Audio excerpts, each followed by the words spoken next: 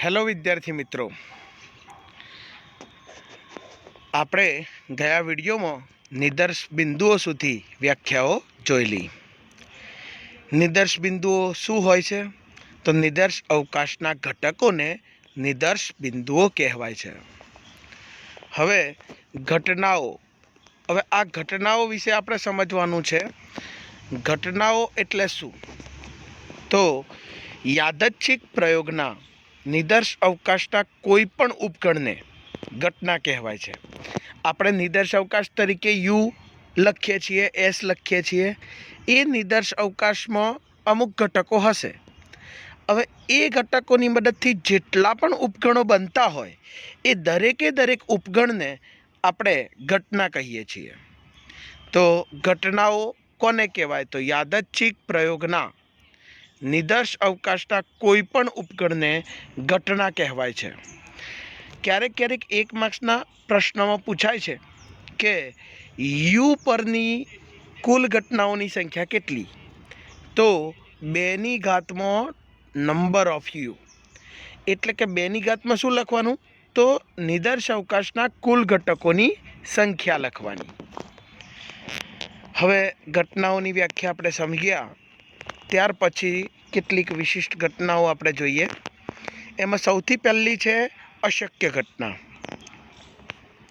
તો અશક્ય ઘટનાની અંદર કોઈ યાદચ્છિક પ્રયોગના નિદર્શ અવકાશ યુના વિશિષ્ટ ઉપગણ ખાલી ગણ, એને આપણે ફાઈ પણ કહીએ અથવા ધનુષ્કંશ કહીએ, તો એને અશક્ય ઘટના કહેવાય। અગાઉ વાત કરીએ એમ કે ઘટના એટલે શું? તો નિદર્શ અવકાશનો કોઈ પણ ઉપકરણ। તો અહીંયા નિદર્શ અવકાશ યુ છે અને એનો વિશિષ્ટ ઉપગણ તરીકે ખાલી ગણ છે, તો આ ઉપગણ ફાઈને અશક્ય ઘટના કહેવાય। એના ઉદાહરણો પણ જોઈએ। ક્યારેક પ્રશ્ન એ રીતના પૂછાય કે અશક્ય ઘટનાની વ્યાખ્યા આપી, ઉદાહરણ આપો, તો પછી આપણે એનું ઉદાહરણ પણ સમજવું પડશે। તો ઉદાહરણ છે, સમતોલ સિક્કાને એકવાર ઉછાળવાના પ્રયોગમાં એચ અને ટી બંને એક સાથે મળે।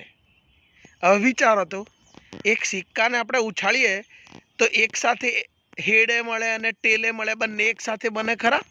કદી ના બને। તો આ ઘટના કેવી કહેવાય? અશક્ય ઘટના। અને એને લખાય કેમ? તો ફાઈ તરીકે લખાય। ત્યાર પછી છે બીજું એક ઉદાહરણ કે એક પાસા ઉપર 1 2 3 4 5 6 અંક લખેલા છે અને આ પાસાને એકવાર ઉછાળીએ તો તેના પર અંક 8 મળે। હવે અંકિત કરેલા અંકો 1 થી 6 જ છે, તો પાસો ઉછાળવાની ક્રિયા કર્યા પછી આપણે જોઈએ તો જે પરિણામ મળશે એ 1 થી 6 પૈકી જ ગમે તે હોવું જોઈએ, પણ અહીંયા એમ કીધું છે કે અંક 8। આપણે અશક્ય ઘટનાની વ્યાખ્યા સમજ્યા। ત્યાર પછી ઉદાહરણોમાં બીજું ઉદાહરણ છે, 1 2 3 4 5 6 અંક લખેલ પાસાને એક વખત ઉછાળીએ તો તેના પર અંક 8 મળે। તો અંકિત કરેલા અંકો 1 થી 6 હોય અને આપણે પાસો ઉછાળીએ તો એ 1 થી 6 પૈકી જ ગમે તે અંક આવી શકે, અને અહીંયા લખ્યું છે કે અંક 8 મળે, એટલે આવી ઘટના એ અશક્ય ઘટના કહેવાય। ત્યાર પછી આપણે નેક્સ્ટ જોઈએ છીએ ચોક્કસ ઘટના। ચોક્કસ ઘટના પણ નિદર્શ અવકાશનો એક ઉપકરણ જ હોય। તો કોઈ પણ યાદચ્છિક પ્રયોગના નિદર્શ અવકાશ યુના વિશિષ્ટ ઉપગણ યુને, આ નિદર્શ અવકાશ પોતે યુ એ પોતાનો ઉપગણ કહેવાય, એટલે નિદર્શ અવકાશ યુનો વિશિષ્ટ ઉપગણ યુ પોતે, એને આપણે ચોક્કસ ઘટના કહીશું। ઉદાહરણ જોઈએ તો અગાઉ આપણે જે ઉદાહરણ સમજ્યા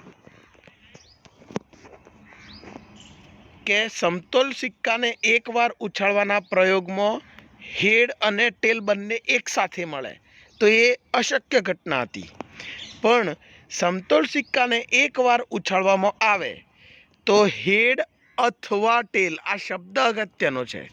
जो अने लखो तो अशक्य घटना थई जाए अने अथवा लखो तो चोक्कस घटना थाय। बराबर। तो बंने उदाहरण में आ वस्तु खास समझवानी हती कि समतोल सिक्का ने एक वार उछाळवाना प्रयोग में हेड अथवा टेल मळे ते घटना ए चोक्कस घटना यू छगड़िया कौंस में एच अने टी आ रीते लखी शकाय। हवे आपणे छेद घटनानी वात करीए। तमे भूतकाळ में 9मा 10मा धोरण में गण भण्या हशो। गणनी अंदर आज मैं अहींया आकृति दर्शावी छे आवी आकृति पण तमे गण में जोई हशे। तो ए ज रीते अहींया गणने आपणे घटना तरीके जोईए छीए। जे काम आपणे गणनी अंदर ए अने बी गण माटे करता था ए ज वस्तु अहींया घटना माटे, घटना ए घटना बी माटे करी शकाय। तो मुद्दो एनो ए ज छे छेद घटना एटले शुं। तो छेद घटना में बे घटनाओं ए अने बी ए निदर्श अवकाश यूनी बे घटनाओं छे। घटना ए अने घटना बी आ खास समझो बंने साथे बने।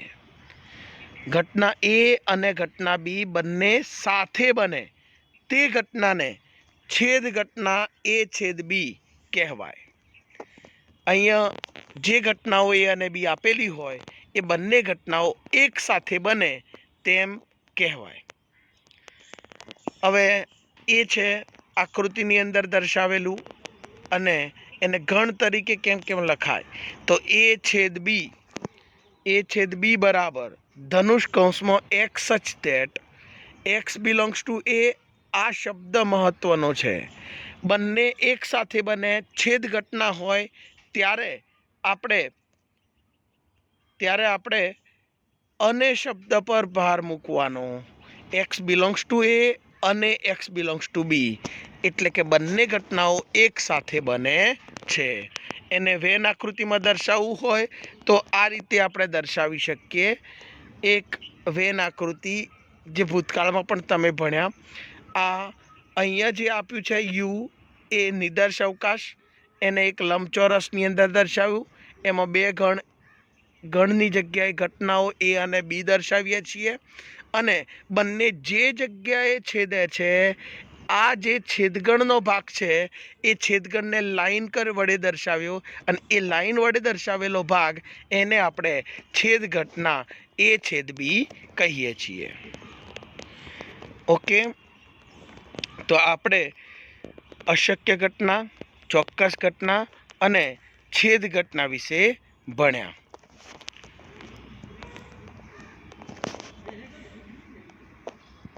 नेक्स्ट व्याख्या है जे रीतना आपणे छेद घटना समझ्या ए रीतना हवे आवशे योग घटना। योग घटनानी अंदर पण आपणे पेलानी जेम ज समझी शकीशुं के यू ए शांत निदर्श अवकाश छे अने एनी अंदर ए अने बी ए तेनी कोई बे घटनाओ छे। घटना ए बने अथवा घटना बी बने। अहींया आ शब्द सौथी अगत्यनो छे। छेद घटना में आपणे अने शब्द कहता था ए रीतना योग घटनानी अंदर आ अथवा शब्द छे। एटले फरीथी के घटना ए बने अथवा घटना बी बने। घटना ए बने अथवा घटना बी बने अथवा बंने घटनाओं बने अथवा ए अने बी बंने साथे बने। एटले के एना घटको पण आवशे, पछी एना घटको पण आवशे, बीना घटको पण आवशे अने बंनेना घटको पण आवशे। आवी रीतना जे घटना बने छे एने आपणे ए अने बी नी योग घटना कहीए। तेनी हवे आखी व्याख्या समझी लईए के यू ए शांत निदर्श अवकाश छे, ए तथा बी तेनी कोई बे घटनाओं छे।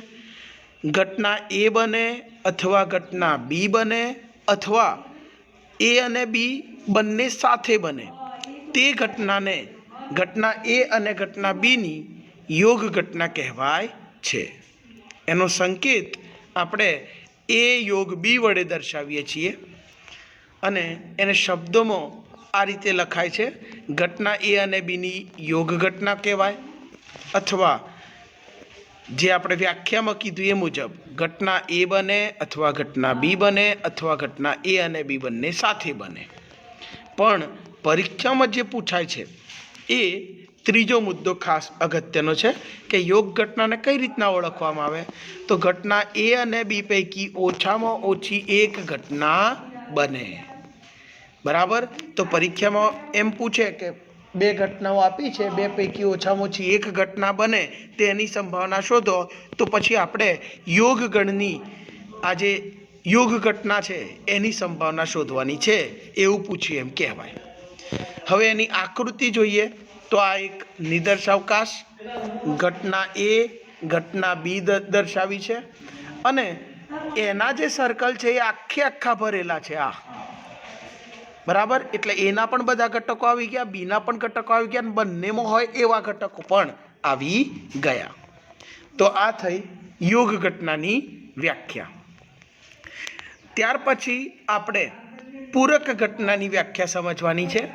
પૂરક ઘટનાની અંદર તમે આ આકૃતિ જોઈ શકશો.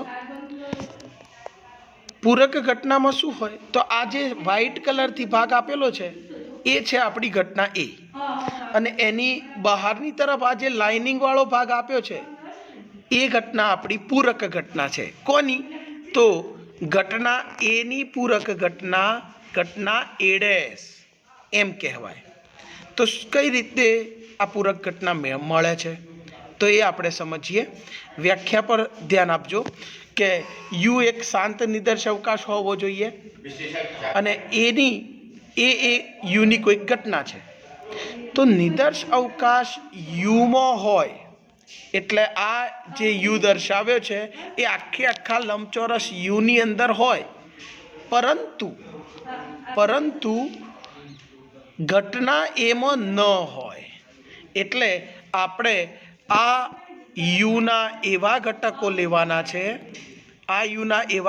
લેવાના છે, કે જે એમાં હોવા જોઈએ નહીં.